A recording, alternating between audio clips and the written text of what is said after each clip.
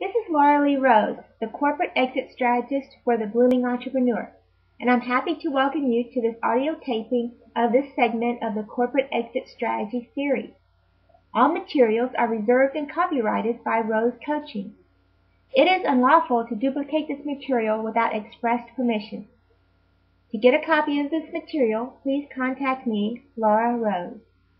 Hello, this is Laura Lee Rose, the Corporate Exit Strategist for the Blooming Entrepreneur, and I'm a business and life coach that specializes in time management, project management, and work-life balance strategies.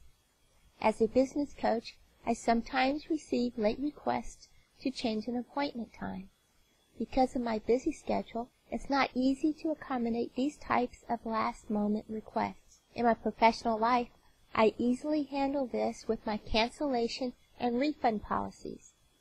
But how do we handle similar things in our personal and social lives? Well, I recommend that we respond in a similar tone. Many people define integrity as saying what you mean and doing what you say. Most of us will say we have integrity.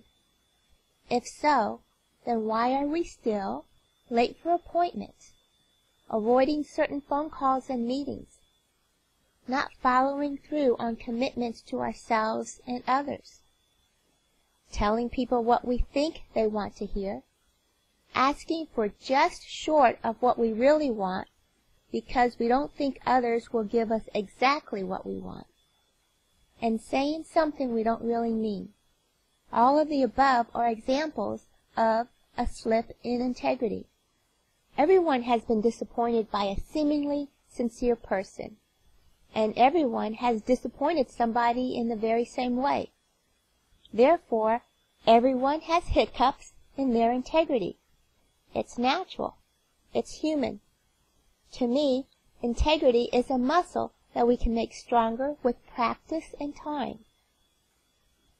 A key integrity muscle toning exercise is how we respond when we do fall off center. Do we not only apologize, but go out of our way to make amends? Or do we make a string of excuses for the mistake?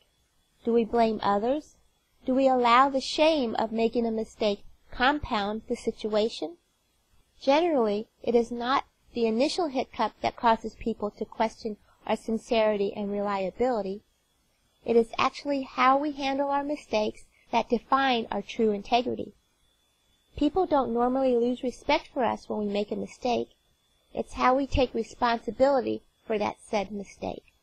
Some toning exercises. 1. Acknowledge and be at ease with the fact that we will falter from time to time. Think of the tightrope walker. They are literally walking the straight and narrow. But if you look closely, the entertainer is constantly falling off balance. They constantly regain their balance with the continuous adjustment of their body from the tip of their heads to the top of their ankles. Their adjustments are so quick and subtle that, in the big picture of things, they are perfectly in balance and on course. 2. Define a personal or amend policy. In any business and social endeavor, we are ultimately in the service of others. If we take on the ultimate service position, then we need a personal refund policy. You cannot be all things to all people. Because of this, some people will be disappointed at one time or another. Create a personal refund policy and protocol that you can immediately initiate and execute when we miss the mark. If you are prepared to make amends, your response will be appropriate and immediate. 3. Immediately execute your refund or amend policy. If you commit to a refund or amend policy ahead of time, you are more likely to take your word more seriously.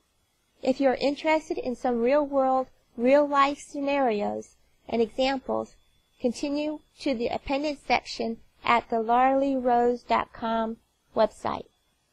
If you're interested in similar articles, they can be found at my website, www.lauraleerose.com.